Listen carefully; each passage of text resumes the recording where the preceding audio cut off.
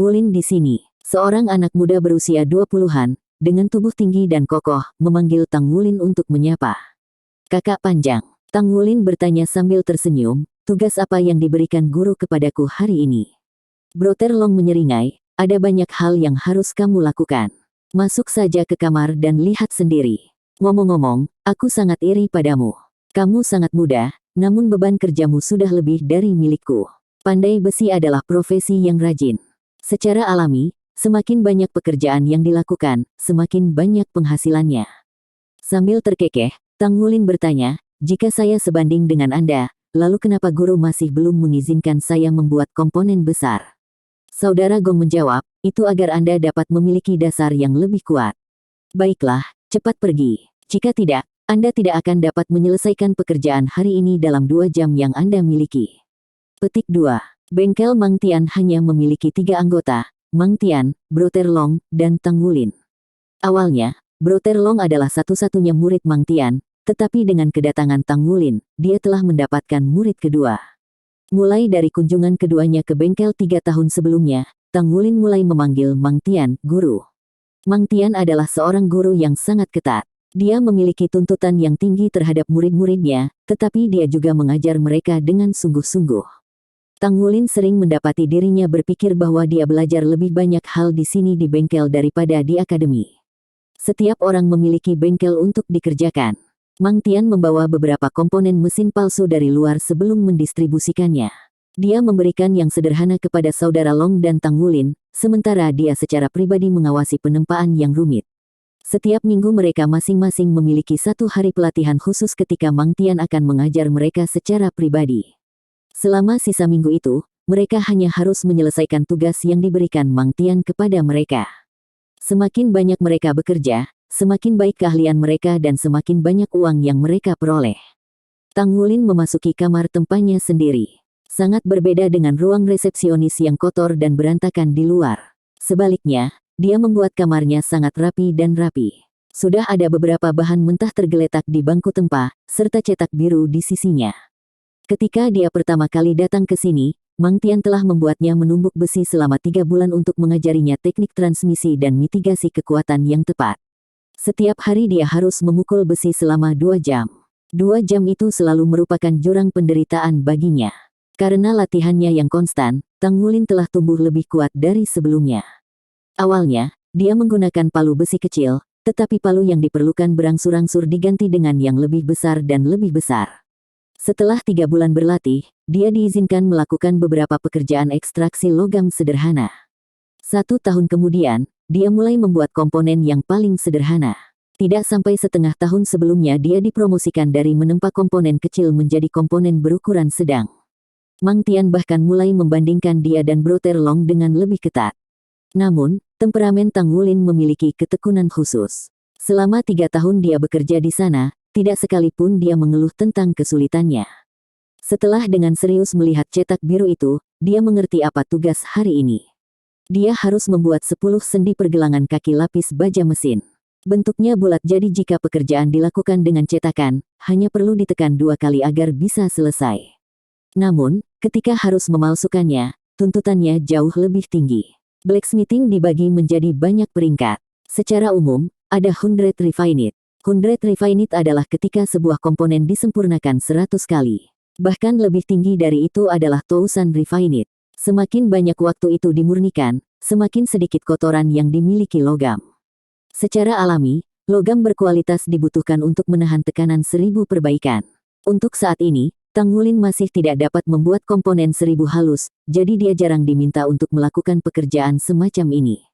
Dengan gerakan yang terlatih, dia menekan tombol di meja kerja, menyebabkannya terbelah di bagian tengah yang memperlihatkan tungku tempah. Dia mengikat beberapa logam ke saluran di samping, lalu menekan tombol lain yang mengirim logam ke dalam tungku. Dia mengambil sepasang palu logam dengan lapisan hitam mengkilap. Kedua palu ini kira-kira berukuran sama dengan yang pertama kali dia gunakan ketika dia pertama kali datang ke sini. Untuk komponen kecil semacam ini, palu dengan ukuran ini adalah yang paling cocok. Namun, palu ini juga merupakan hadiah yang diberikan Mang Tian kepadanya setelah bekerja di bengkelnya selama 1 tahun. Mang Tian secara pribadi membuat 1000 refined tungsten hammers ini. Masing-masing beratnya sekitar 40 kilogram, yang membuatnya sangat sulit bagi orang biasa untuk mengayunkannya. Namun demikian, mereka tampak hampir tidak berbobot di tangan Tang Wulin. Di bawah suhu tungku yang tinggi, logam dengan cepat memerah. Tang Wulin mengayunkan palu di tangan kanannya ke mahkota logam. Palu di tangan kirinya segera terhubung dari bawah. Menekan dari kedua sisi, Tang Wulin mampu menghilangkan bongkahan logam yang dipanaskan. Dia dengan cepat mengayunkan palu tungsten di masing-masing tangan dan deretan bantingan bisa terdengar. Dengan bantingan yang menggema itu, dia mulai menempa hari itu. Blacksmithing adalah pekerjaan pengrajin. Itu bukan hanya perdagangan terampil sederhana. Mang Tian telah memberitahunya ketika dia pertama kali memulainya bahwa untuk menjadi pandai besi, dia harus menggunakan otaknya. Selama proses pemukulan logam, ia harus merasakan getaran dan perubahan garis urat logam tersebut. Hanya setelah memahami dua hal ini barulah dia bisa menempa barang-barang berkualitas. Dalam aspek persepsi, Tang Wulin sangat bagus. Tang Wulin tidak menyadari fakta bahwa ketika Mang Tian memberinya hadiah sepasang palu tungsten 1000 halus ini, itu menandakan bahwa dia telah secara resmi menjadi pandai besi. Penghasilan bulanannya tidak bisa dianggap banyak tetapi dia masih dengan sungguh-sungguh menabung sejumlah uang setiap bulan. Sisanya, ia sisihkan sebagian kecil untuk dibelanjakan untuk adik perempuannya, sedangkan sisanya diberikan kepada ibunya sebagai bantuan biaya keluarga. Dia hanya seorang anak berusia 9 tahun saat ini, tetapi dengan 3 tahun penempaan serta sifat tegasnya, dia jauh lebih tabah dibandingkan dengan teman-temannya. 2 jam kemudian dia memberi komponen terakhir pemogokan akhir. Sambil menghela nafas, dia meraih handuk di dekatnya dan menyeka keringatnya. Melihat 10 komponen sendi yang bersinar di depannya, dia mengungkapkan ekspresi puas. Setelah terbiasa menempa, dia menjadi menyukai jenis pekerjaan ini. Setiap hari dia akan mengacungkan logam palu dan ponnya. Itu adalah cara baginya untuk melampiaskan perasaannya dengan cara yang riang. Selain itu, ada kalanya dia menumbuk logam sehingga dia akan memasuki kondisi yang sangat fantastis. Seolah-olah dia beresonansi dengan palu dan juga dengan logam yang dia tempa. Kapanpun keadaan ini terjadi, komponen yang dia tempa akan sangat luar biasa. Komponen-komponen itu bahkan akan menarik pujian dari Mang Tian yang berhati dingin. Guru, Tang Wulin baru saja bersiap untuk menyerahkan karyanya ketika dia menemukan bahwa Mang Tian sudah ada di ruang tempa. Mang Tian berjalan ke meja kerja untuk memeriksa produk terlebih dahulu. Dia mengangguk, lalu memberi Tang Wulin beberapa uang kertas. Ini gaji bulan ini. Pekerjaanmu cukup bagus. Petik 2. Terima kasih guru. Tang Wulin sangat gembira saat dia buru-buru menerima uang kertas dan memasukkannya ke dalam saku ini. Karena kegembiraannya, wajah kecil Tang Wulin agak merah namun dia tidak bisa menahan tinjunya dengan gembira. Mang Tian menatapnya dengan ragu.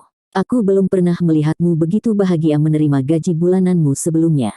Sesak napas, Tang Wulin menarik napas dalam-dalam sebelum berkata, Guru, saya telah menabung cukup uang untuk membeli jiwa roh. Mang Tian menatapnya kosong, lalu berkata dengan sedikit emosi, kamu mengatakan bahwa jiwa bela diri kamu telah mencapai peringkat 10. Tang Wulin mengangguk, aku hampir sampai di sana. Mang Tian tersenyum sedikit, semoga berhasil. Guru, aku akan kembali dulu. Tang Wulin menempatkan komponen yang sudah jadi di dalam sebuah kotak, lalu pergi dengan penuh kegembiraan. Saat dia melihat kepergian Tang Wulin, Mang Tian tidak bisa menahan senyum yang lebih besar. Akhirnya, anak itu bertingkah seperti anak normal. Sayangnya jiwa bela dirinya adalah Blue Silver Grace. Tidak peduli apa jiwanya, saya takut itu semua, namun, ini juga merupakan keberuntungan bagi saya. Bakat anak ini dalam menempa jauh melebihi bakatku sendiri. Petik 2. Tang Wulin dengan senang hati melompat-lompat sepanjang perjalanan pulang. Dia benar-benar bahagia saat ini. 3 tahun. Sudah 3 tahun penuh. Dia dengan susah payah menempa logam setiap hari. Semua ayunan palu itu, semuanya demi mendapatkan cukup uang untuk jiwa roh. Meskipun dia sudah menghitung bulan sebelumnya bahwa dia akhirnya akan memiliki cukup uang untuk jiwa roh bulan ini. Sekarang dia benar-benar memiliki uang di tangannya, dia hanya ingin berteriak kegirangan. 30.000 koin federasi. Bagi keluarga kaya kelas atas itu, ini bukan apa-apa. Namun, bagi seorang anak yang baru berusia 9 tahun, itu adalah buah dari kerja keras dan keringat selama lebih dari 1000 hari. Dia bahkan tidak bisa menghitung berapa kali dia mengangkat palunya untuk mendapatkan uang sebanyak ini, apalagi berapa banyak dia telah berkeringat untuk itu. Dia akhirnya berhasil. Semakin dia memikirkan pencapaiannya, semakin dia gembira. Emosinya tidak mungkin untuk disampaikan sekarang. Saat dia berhasil menerobos kemacetan, dia akhirnya bisa mendapatkan jiwa roh. Dan sekarang dia begitu dekat sehingga dia hanya menghitung mundur jumlah hari sebelum itu terjadi. Kekuatan jiwanya akan membuat terobosan dan terlebih lagi, itu mungkin terjadi sebelum lulus. Mendobrak peringkat 10 akan menandakan saat dia menjadi master jiwa. Meskipun Tang Wulin suka menempa, itu tidak berarti dia ingin menganggapnya sebagai profesinya. Mimpinya masih menjadi master jiwa, dan di masa depan, dia bahkan bermimpi menjadi master armor mesin. Semua anak laki-laki memiliki mimpi seperti ini, tetapi berapa banyak orang yang mampu melakukan upaya yang diperlukan untuk mencapai impian mereka. Ketekunan mengimbangi kebodohan. Selama 3 tahun terakhir, Tang Wulin selalu menyimpan keempat kata ini di dalam hatinya dan berusaha untuk mengikuti ajarannya. Dia akhirnya bisa melihat ini mulai membuahkan hasil sekarang. Bu, ayah, aku sudah mendapatkan cukup uang sekarang. Saya sudah cukup sekarang. Begitu Tang Wulin bergegas melewati pintu, dia sudah mulai berteriak kegirangan. Nah, sedang duduk di ruang tamu, mengisap permen lollipop yang dibelikan Tang Wulin padanya. Kakak, kamu punya cukup uang untuk membeli jiwa roh sekarang. Dia sangat memahami kegembiraan Tang Wulin. Saya sudah cukup sekarang. Saya memiliki semua 30.000. Tang Wulin dengan cepat mengeluarkan uang itu dan meletakkannya di atas meja. Setelah itu, dia dengan cepat kembali ke kamarnya dan mengambil kotak besi dari bawah tempat tidurnya. Dia berlari kembali ke ruang tamu dan menuangkan semua uang yang ada di dalam kotak itu. Petik 2. 100, 200, 220, 29.600, 29.700, 30.000, 30.200. Sebenarnya ada 200 ekstra. Nah, aku akan memberimu uang 100 untuk membeli makanan enak untuk dimakan. Petik 2.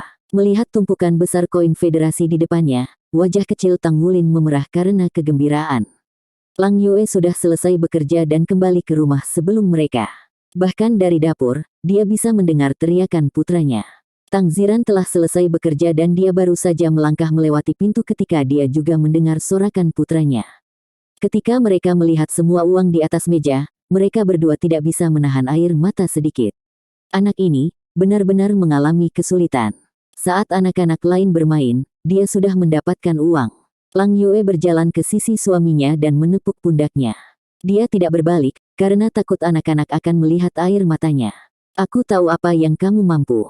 Kamu anak yang sangat cakap, kata Tang Ziran sambil menepuk-nepuk punggung istrinya dengan nyaman. Sambil tersenyum, Tang Ziran berjalan ke Tang Wulin dan memeluk bahunya dari samping dan memberinya acungan jempol. Begitu aku berhasil menembus peringkat 10, aku akan bisa membeli jiwa-jiwaku, kan ayah? Tang Wulin dengan bersemangat bertanya. Itu benar. Ketika saatnya tiba, saya akan menemani Anda. Tidak, seluruh keluarga kita akan pergi. Anda akan menjadi master jiwa, nak. Saya sangat bangga padamu. Petik 2.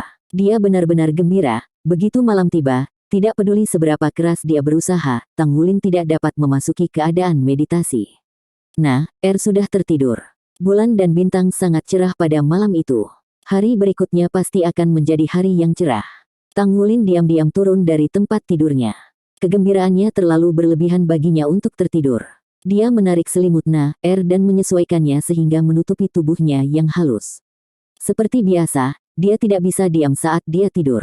Ibu berkata bahwa begitu aku berusia 10 tahun depan, aku tidak akan bisa tidur di kamar yang sama dengan lagi. Saat waktunya tiba, saya harus memberikan kamar itu kepada dan saya akan tidur di ruang tamu. Tapi kenapa begitu? Petik 2. Memikirkan hal ini, Tang Wulin mulai merasa tidak nyaman. Dia suka disambut dengan pemandangan saat dia bangun setiap hari. Dia dengan hati-hati membuka pintu, lalu dengan lembut dan diam-diam keluar. Dia ingin keluar jalan-jalan dan membiarkan hatinya tenang. Kemudian dia akan bisa bermeditasi setelah dia kembali. Membuka dan menutup pintu, dia tidak mengeluarkan suara sedikit pun saat dia keluar dengan tenang. Sinar bulan yang cerah menyinari kamar tidur, jatuh ke tubuh Bulan malam ini sangat cerah. Rambut perak berkilau dan bersinar di bawah selimut sinar bulan. Diselimuti oleh sinar bulan, tiba-tiba, lingkaran cahaya diam-diam muncul dari tubuh Kuning, hijau, merah, biru, ungu, emas dan perak. 7 warna ini bersinar satu persatu. Seandainya Tang Wulin masih ada di ruangan itu, dia pasti bisa melihat pemandangan luar biasa ini. Tubuh Na-Er sedikit gemetar. Setelah berkelap-kelip untuk beberapa saat, lingkaran cahaya 7 warna mulai menyatu ke dalam ruang di antara kedua matanya. Setelah waktu yang lama, dia kembali ke keadaan damai sebelumnya. Cahaya bulan masih seterang sebelumnya, namun cincin cahaya di tubuh Na-Er sudah menghilang. Sepertinya tubuhnya yang halus telah tumbuh sedikit. Meskipun dia tidak tumbuh terlalu banyak dalam 3 tahun terakhir, malam ini dia mengalami terobosan. Gemetarannya menghilang, dan sekali lagi, napas Na-Er kembali normal. Namun, alisnya kusut. Sepertinya mimpi yang dia alami tidak indah atau indah sama sekali. Udara malam ini sangat sejuk. Ada sebuah taman kecil di daerah rakyat jelata tempat Tang Wulin tinggal. Dia sering membawa Na-Er ke sini untuk bermain, setiap kali ada liburan sekolah. Begitu dia memasuki taman, dia merasakan daya tarik yang kuat dari untaian rumput blue silver. Dia menghirup aroma manis tanaman serta udara segar dan senyuman puas perlahan mengatasinya. Tanpa sadar, dia duduk bersila. Burung-burung berkicau dengan tenang, udaranya dingin dan murni dan dia berjemur di bawah sinar bulan dan bintang yang redup. Dalam kondisi ini, dia perlahan-lahan bisa tenang dan memasuki kondisi meditasi. Titik cahaya biru yang tak terhitung jumlahnya berkumpul dari sekelilingnya, diam-diam mengebor ke dalam tubuhnya dan menyebar ke seluruh penjuru.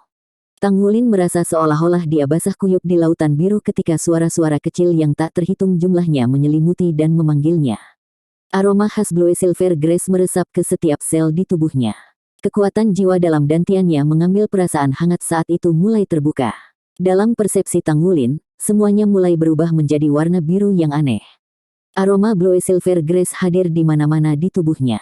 Garis emas samar menyala di dahinya dengan pola yang sama seperti sebelumnya, memanjang keluar. Setelah meluas ke seluruh kulitnya, garis-garis emas perlahan-lahan menghilang. Tubuhnya bersinar saat dia duduk bermeditasi di sana. Suatu saat itu adalah warna biru samar dan di saat berikutnya cahaya yang bersinar dari tubuhnya memiliki jejak emas. Dini hari, Lin, suara cemas Lang Yue bergema di jalanan. Di dalam taman kecil, Tang Wulin bangkit dari posisi duduk bersila dan perlahan terbangun dari keadaan meditasinya. Embun pagi membasahi kerah bajunya, tetapi pada saat ini dia merasakan perasaan yang tak terlukiskan menembus ke seluruh tubuhnya. Lin, suara berbeda Lang Yue terdengar. Bu, aku di sini. Tang Wulin buru-buru menanggapi saat dia turun dari halaman dan berlari. Saat dia buru-buru menjawab panggilan ibunya, dia bisa merasakan tubuhnya jauh lebih rileks dari sebelumnya. Nak, kenapa kamu di sini? Kamu hampir membuatku khawatir sampai mati. Lang Yue berkata dengan tegas saat dia memeriksa putranya. Maaf Bu, saya sedang bermeditasi di taman. Saya pikir saya telah menembus ke peringkat 10. Meskipun Tang Wulin tidak yakin, perubahan dalam tubuhnya menunjukkan bahwa dia kemungkinan besar telah melakukan terobosan. Lang Yue menganga padanya sejenak sebelum dia menundukkan kepalanya untuk memeriksa putranya. Tinggi Tang Wulin sudah mencapai pundaknya. Meski tubuhnya agak lembab, kulitnya masih berkilau dengan kilau permata dan dia menatapnya dengan sepasang mata besar yang bersemangat. Dengarkan kata-kata ibu, keamanan Anda adalah hal terpenting. Ayo pulang, aku akan memasakkan sarapan untukmu. Lang Yue mencium kepalanya beberapa kali sebelum dia memegang tangannya dan mengantarnya pulang. Anda telah membuat terobosan. Ketika Tang Ziran mengetahui bahwa putranya telah membuat terobosan, dia sangat bahagia. Karena kamu pikir kamu telah membuat terobosan, kami akan pergi ke akademi hari ini dan menguji kamu. Jika Anda benar-benar telah membuat terobosan, maka saya akan mengajak Anda untuk membeli jiwa roh besok. Petik 2. Hidup ayah. Tang Wulin bersorak. Na-Er, ada apa? Apakah kamu tidak senang untuk kakak? Tang Wulin sangat bersemangat. Tetapi dia menemukan bahwa tanpa diduga, Na-Er sedikit berbeda hari ini. Biasanya dia akan memanjakan dirinya dengan sarapan pagi-pagi sekali, tetapi dia hanya duduk di sana dengan tatapan kosong hari ini. Tidak satu pun dari kegembiraannya yang menyentuh dirinya. Ah, tidak ada masalah. Selamat kakak. Na-Er memberinya senyum manis sebelum menikmati sarapannya.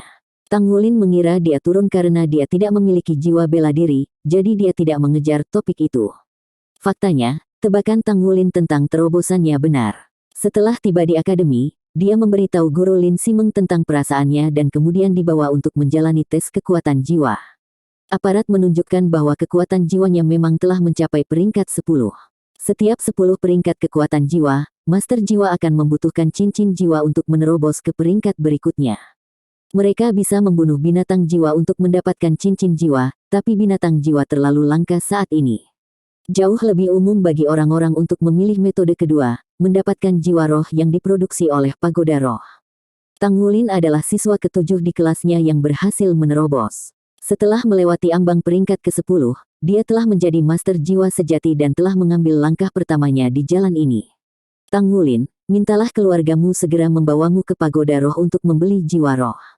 Setelah Anda menyatu dengan jiwa roh, Anda akan menjadi master jiwa.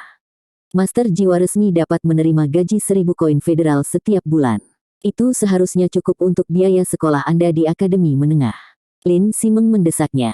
Tang Wulin mengangguk kegirangan. Saya sudah punya cukup uang untuk membeli jiwa roh, Guru Lin. Aku akan membelinya besok. Petik 2.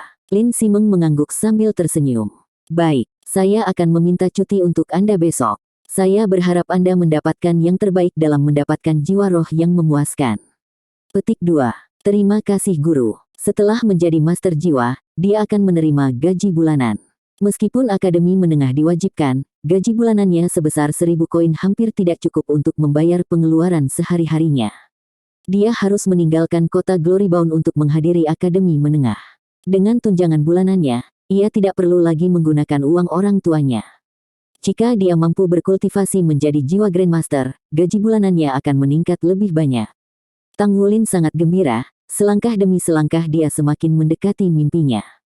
Jika itu adalah anak lain, mereka mungkin tidak bisa mengendalikan emosi mereka, tetapi hati Tang Wulin telah tumbuh sangat stabil setelah 3 tahun dipalsukan.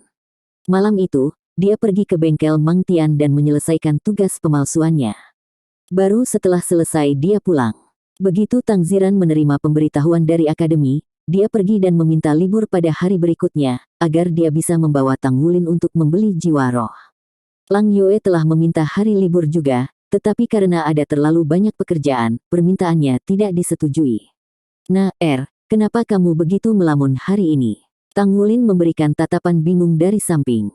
Jangan khawatir, meskipun Anda tidak memiliki jiwa bela diri, kakak laki-laki akan melindungi Anda. Aku akan melindungimu seumur hidupmu. Baiklah, kata Tang Wulin sambil mengusap kepalanya. Nah, mengangkat kepalanya dan menatapnya, memperlihatkan mata ungu jernih yang sekarang menunjukkan kemegahan yang fantastis. Kakak, bisakah kau mengajakku bermain di pantai setelah kita makan?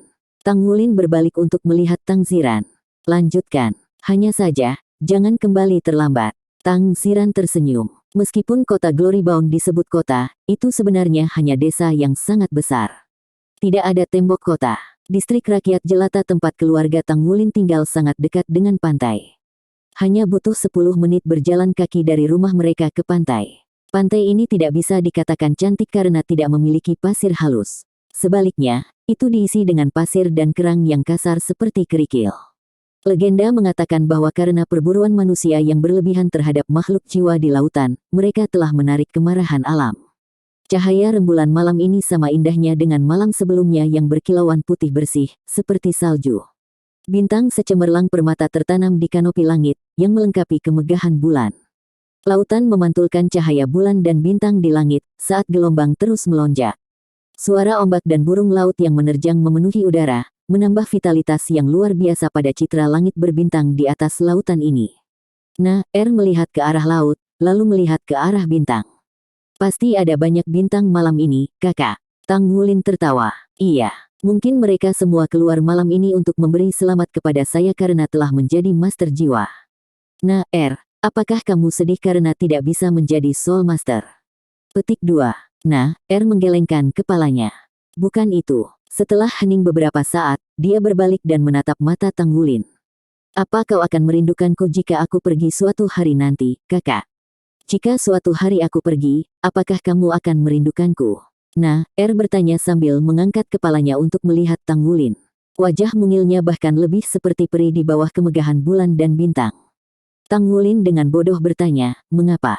Apakah kamu akan pergi? Petik 2. Nah, cemberut, aku hanya bertanya apakah aku pergi. Tang Wulin menjawab, kamu adalah adik perempuanku. Tentu saja aku akan merindukanmu. Aku akan sangat merindukanmu. Apa kau sudah tumbuh lebih tinggi, Anda hampir sampai ke hidung saya sekarang. Petik 2. Aku juga akan merindukanmu. Aku akan sangat merindukanmu. Memberikan jawaban di samping itu. Mata ungu besarnya sepertinya mengandung lapisan air yang kabur. Tang Wulin dengan senang hati memeluk bahunya. Kami bersama setiap hari, jadi kami tidak perlu merindukan satu sama lain. Saya sudah membicarakannya dengan ibu dan ayah. Setelah saya memasuki akademi menengah, Anda akan ikut dengan saya untuk menghadiri akademi di kota yang sama. Kakak laki-laki akan selalu melindungimu. Petik 2. Tanpa suara, pancaran di mata meredup dan dia menyandarkan kepalanya di bahu Tang Wulin. Dini hari, Tang Wulin bangun pagi-pagi sekali dan makan sarapan lebih sedikit dari biasanya hari ini. Melihat sinar yang bersemangat di mata putranya, Tang Ziran tidak bisa menahan senyum. Bukankah kamu sangat tidak sabar? Tidak perlu terlalu bersemangat. Bahkan jika kita pergi lebih awal, pagoda jiwa tidak akan buka. Petik 2. Bagi Tang Wulin, hari ini adalah hari yang sangat istimewa. Hari ini adalah hari di mana dia akan membeli jiwa roh. Ayah, jiwa roh macam apa yang menurutmu bisa aku beli? Tang Wulin hanyalah seorang anak berusia 9 tahun. Dia telah bekerja paling keras sepanjang hari ini, dan sekarang hari itu akhirnya tiba, bagaimana mungkin dia bisa tenang? Tang Ziran mengungkapkan sedikit senyum. Bagaimana ayah tahu? Tapi tidak peduli apa jenis jiwa roh yang Anda dapatkan, Anda akan tetap dipromosikan dari sarjana jiwa menjadi guru jiwa. Maka Anda akan benar-benar menjadi master jiwa. Kesenjangan antara Anda dan orang biasa akan semakin besar. Petik 2. MN. Tang Wulin dengan penuh semangat menganggukkan kepalanya. Namun, dia melewatkan sesuatu dalam nada ayahnya. Saat memperhatikan Tang Wulin dengan tidak sabar menarik ayahnya keluar rumah, matanya yang cantik menunjukkan ekspresi bingung. Dia mengerutkan alisnya, seolah tenggelam dalam pikirannya. Ayah, jalanlah sedikit lebih cepat. Ayo cepat, Tang Wulin mendesak saat dia praktis melompat ke depan. Tang Ziran tidak bisa membantu tetapi menggelengkan kepalanya sementara bagian paling dalam dari matanya mengungkapkan kekhawatirannya. Mendapatkan jiwa roh yang cocok tidak mungkin semudah itu. Hanya karena dia bisa membeli satu tidak berarti dia bisa membeli yang cocok. Jangkauan pagoda jiwa menyebar ke seluruh benua. Tidak hanya hadir di benua Douluo, bahkan mampu menyebar ke dua benua lainnya beberapa ribu tahun yang lalu. 10.000 tahun yang lalu, sisa-sisa kerajaan Dou Empire setelah kekalahannya di tangan Kekaisaran Matahari Bulan telah memulai perjalanan dan telah mengalami banyak kesulitan dan bahaya. Pada akhirnya, mereka menemukan benua besar yang juga memiliki beberapa manusia asli. Namun, perkembangan mereka bahkan tidak bisa dibandingkan dengan benua Douluo. Mereka ditaklukkan oleh sisa-sisa surga Dou dan benua itu dinamai benua surga Dou. Di benua Douluo, konflik antara Kekaisaran Matahari Bulan dan Kekaisaran Bintang Luo tidak pernah berakhir. Sementara Kekaisaran Matahari Bulan berkembang pesat, Kekaisaran Bintang Luo secara bertahap menurun. Sebaliknya, mereka memilih mengambil jalan yang berbeda. Kekaisaran Bintang Luo memutuskan untuk berinvestasi dalam teknologi pelayaran. Berkat penelitian mereka, mereka dapat menemukan benua besar lain yang diikuti oleh pendudukan yang tenang tak lama kemudian. Dengan seluruh benua diambil, Kekaisaran Bintang Luo memigrasi seluruh kekaisaran bersama dengan banyak sumber daya mereka dan menamakannya benua Bintang Luo. Setelah itu, Kekaisaran Bintang Luo juga berubah menjadi sistem federal dan menjadi Federasi Bintang Luo. Kekaisaran Matahari Bulan mampu menyatukan benua Douluo dan menjadi Federasi Matahari Bulan. Pagoda jiwa memiliki sejarah 10.000 tahun. Karena pentingnya mereka bagi Soul Master dan penelitian terobosan mereka pada jiwa roh buatan, status mereka telah meningkat secara dramatis ke keadaan saat ini. Di seluruh 3 benua, mereka adalah kekuatan terkuat. Kota Glorybound juga memiliki cabang pagoda roh yang terletak di jantung kota. Itu adalah pagoda 3 lapis. Ini adalah peringkat terendah untuk cabang pagoda roh. Kota berukuran sedang akan memiliki cabang pagoda roh 7 lapis. Kota-kota besar akan memiliki 13 lapisan cabang pagoda roh. Namun, markas pagoda roh terletak di kota Shrek. Kantor pusat telah mengalami banyak renovasi selama bertahun-tahun dan sekarang memiliki 80 lapisan. Itu dikatakan sebagai bangunan paling megah di benua Douluo. Sehubungan dengan Tang Wulin, 3 pagoda berlapis di depannya sudah menjadi tanah suci. Cabang pagoda jiwa ini adalah bangunan terbesar di kota Glorybound. Semua orang tahu di mana itu, tetapi hanya sedikit yang pernah memasukinya. Ketika mereka tiba, Pintu pagoda roh sudah terbuka lebar, namun tidak terlalu banyak orang di sana. Bagaimanapun, ini adalah tempat untuk Soul Master. Dengan kota Glorybound sekecil itu, ada terlalu sedikit Soul Master. Setelah Tang Ziran membawa putranya ke pagoda jiwa, mata Tang Wulin terus-menerus berkibar di sekelilingnya. Dia sangat penasaran dengan tempat dongeng ini. Pagoda roh berbentuk seperti segi 8 dengan 3 lantai.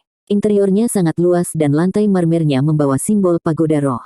Di dalam aula besar, ada pintu melingkar yang menuju ke lokasi yang tidak diketahui. Ada meja resepsionis di depan dengan Soul Master berjubah pucat duduk di belakangnya. Master Jiwa sudah berdiri pada saat mereka berdua tiba di depan konter dan sedang memeriksa Tang Ziran. "Halo, bolehkah saya bertanya untuk apa Anda di sini?" Tang Ziran dengan hormat menyapa, "Halo Tuan Jiwa Tuan. Saya telah membawa putra saya untuk membeli jiwa roh. Jiwa bela dirinya telah mencapai peringkat 10. Petik 2.